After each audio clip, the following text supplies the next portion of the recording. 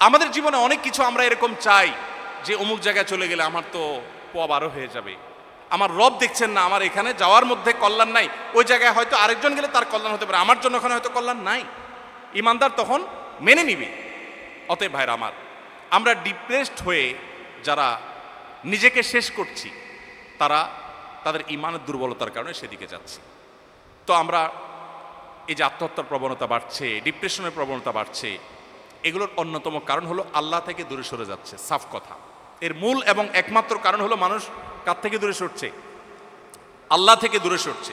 মানুষ যখন আল্লাহর কাছে থাকবে, আল্লাহর নৈকট্য অর্জন করবে, আল্লাহর বন্দেগী করবে, ইনশাআল্লাহ সে পরম কষ্টের মধ্যে থেকেও তৃপ্তির হাসি হাসতে পারবে। তাকে আল্লাহ তাআলা সুখ জিনিসটা দান করবেন। আল্লাহ তাআলা আমাদের সবাইকে সুখের সে আসল ঠিকানা পাওয়ার তৌফিক দান করুন। আল্লাহ বলেছেন, আলা বিযিকরিল্লাহি তাতমাইন্নুল কুলুব। মনে রাখবে আল্লাহর জিকির এবং আল্লাহর স্মরণ, আল্লাহর জিকির এটা আমাদের অন্তরকে প্রশান্ত করে। অতএব আমরা আল্লাহর জিকিরের দিকে ধাবিত হব তো ইনশাআল্লাহ। এবং আমরা সবাই আল্লাহর কাছে চলে যাচ্ছি, প্রত্যেকটা মানুষ আল্লাহর কাছে যেতে হবে, কোনো সন্দেহ আছে?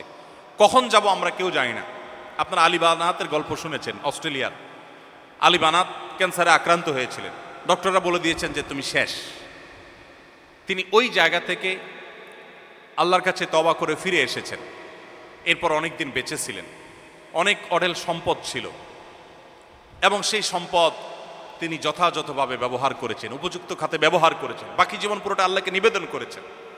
তার মতো ইয়াং তিনি এরকম দুরারোগ্য ব্যাধিতে আক্রান্ত হবেন এবং এরকম ভয়াবহ পরিস্থিতিতে চলে যাবেন, কল্পনাও করেন নাই। কিন্তু সেটা তার জন্য নেয়ামত এবং আল্লাহর কাছে আসার কারণ হয়েছে। আমাদের জীবনে অনেক ক্ষতি, অনেক বিপদ আল্লাহর কাছে আসার মাধ্যম হয়, কারণ হয়। অতএব সেভাবে আমাদের জিনিসগুলোকে নিতে হবে এবং ধৈর্য ধারণ করতে হবে। ইমানদারের সবচেয়ে বড় অস্ত্র হলো ধৈর্য ধারণ করা।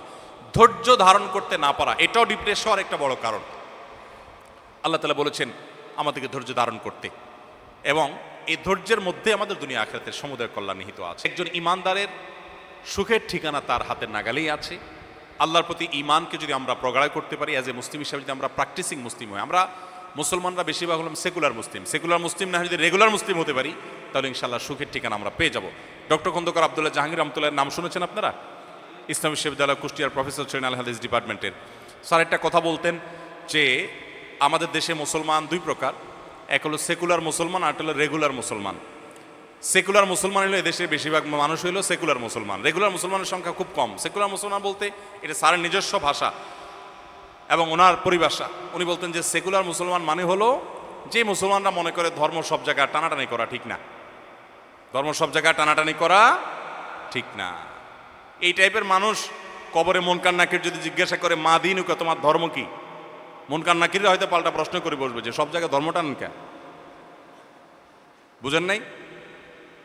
ওনারা সব জায়গায় ধর্ম মানতে রাজি না, শুধুমাত্র নামাজটা পড়বে, মসজিদ থেকে বের হয়ে টুপিটা ভাঁজ করে প্যান্টে ঢুকে ফেলবে। টুপি তো ভাঁজ করে নেই, তার পুরো ধর্মই ভাঁজ করে ফেলছে সে।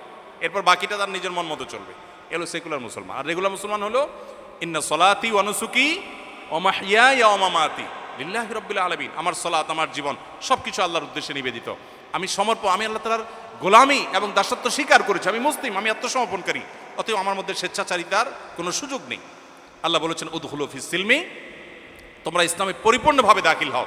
আদা দিনা ভাইরা আমার, সালহাতু সঙ্গে বুদি দিল খারাস আজ মোদে এক জামানা খাকে বাস। পাথর হয়ে তো বহুকাল ছিলেন, একটু মাটি হয়ে কিছুদিন থাকেন। আমি রিকোয়েস্ট করে যাচ্ছি, মাটি হয়ে কিছুদিন থাকেন। আপনি নিয়মিত একটু কোরআনটা বুঝে বুঝে অর্থ সহকারে একটু পড়ার চেষ্টা করেন। আপনি 5 ওয়াক্ত নামাজ ঠিকমতো পড়েন। খুব বেশি পেরেশান থাকলে, মন খারাপ থাকলে 2 রাকাত নামাজ পড়ে একটু আল্লাহর কাছে চোখের পানি ফেলে দোয়া করেন।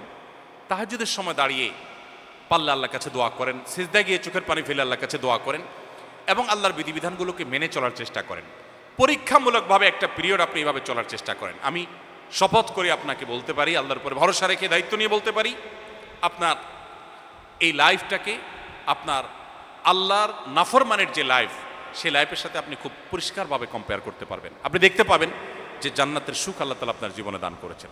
আল্লাহ তাআলা আমাদের সবাইকে সুখের সে আসল ঠিকানা, সেটা যেন আমরা খুঁজে পাই, সেই তৌফিক দান করুন। মুসলমান হিসাবে পরিপূর্ণভাবে ইসলামে দাখিল হওয়ার তৌফিক দান করুন। একটা বিশেষ ব্র্যান্ডের মোবাইল চাইছিলাম, বাবা দেয় নাই।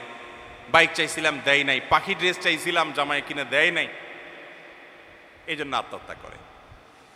তো এগুলো ওই ব্যক্তি করতে পারে যে আল্লাহর সাথে পরিচয় নাই। যার আল্লাহর সাথে পরিচয় আছে সে জানে পৃথিবীতে সকল চাওয়া পূরণ হওয়ার নয়, ওই যে সে না পাইলে তো শুকর আদায় করবে বা সবর করবে। আবার মাদকের কারণেও আমাদের অনেক তরুণরা ধ্বংসের অতল তলে হারিয়ে যাচ্ছে। দেখুন, মাদকাসক্তি এটা মানুষ সাধারণত মাদকের দিকে পা বাড়ায় সুখের জন্য, ঠিক না? এটা শান্তির জন্য যায়, কিন্তু আলটিমেটলি শান্তি কতটা হয়, আলটিমেটলি সুখ কতটা পায়? একজন ঈমানদার তিনি যখন নিজেকে নিয়ন্ত্রণ করেন, সবর করেন, আল্লাহ রাব্বুল আলামিন তার জন্য জান্নাতে এমন এমন পানীয়ের ব্যবস্থা রেখেছেন যে দুনিয়ার কোনো পানীয়ের সাথে সেটার কোনো তুলনা হয় না। যারা মাদক সেবন করে বা মাদকের পথে পা বাড়ায়, এই মাদক সেবন করার মাধ্যমে তার বিবেকটার উপরে প্রলেপ পড়ে যায়, তাই না? সে অসংলগ্ন আচরণ করে। আর এই বিবেকটা হলো আল্লাহর দেওয়া সবচেয়ে বড় নেয়ামত, আল্লাহর দেওয়া সবচাইতে বড় নেয়ামত। এই অপরাধ হলো সকল অপরাধের মূল এবং মা। একটা মানুষ যখন মাদকের দিকে পা বাড়ায় তখন সে তার হিতাহিত জ্ঞান আর থাকে না।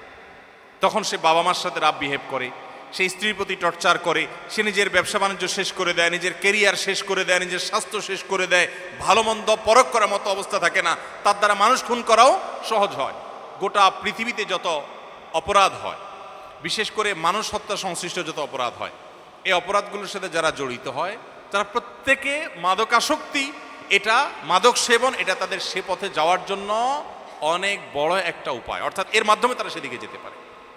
সম্মানিত উপস্থিতি, আমাদের সামনে সেই মাদকের হাতছানি আছে, আমি জানি আপনারা বয়সে তরুণ, মনে রাখবেন এই পথে একবার যারা পা বাড়ায় এরপরে ফিরে আসার সম্ভাবনা খুব ক্ষীণ থাকে। খুব অল্প সংখ্যক মানুষ ফিরে আসতে পারে।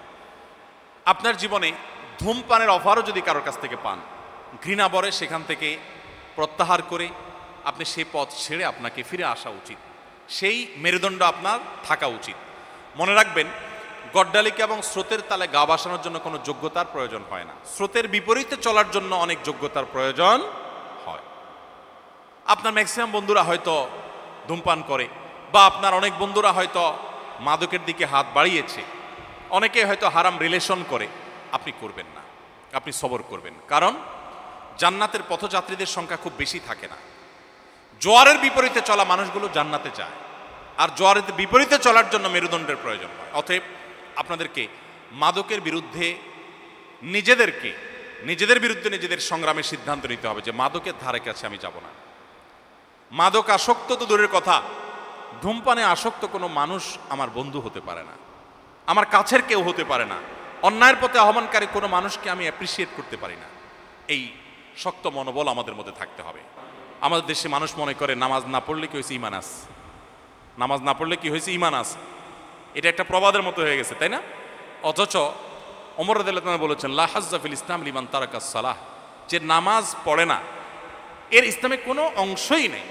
অতএব ৫ ওয়াক্ত নামাজ অন্তত ঠিক মতো পড়তে হবে, হারামকে না বলতে শিখতে হবে। আল্লাহ আমাকে আপনাকে আমাদের সবাইকে মানার তৌফিক দান করুন। জাযাকুমুল্লাহু খায়রা ওয়া আখিরু দাওয়ানা আলহামদুলিল্লাহি রাব্বিল আলামিন।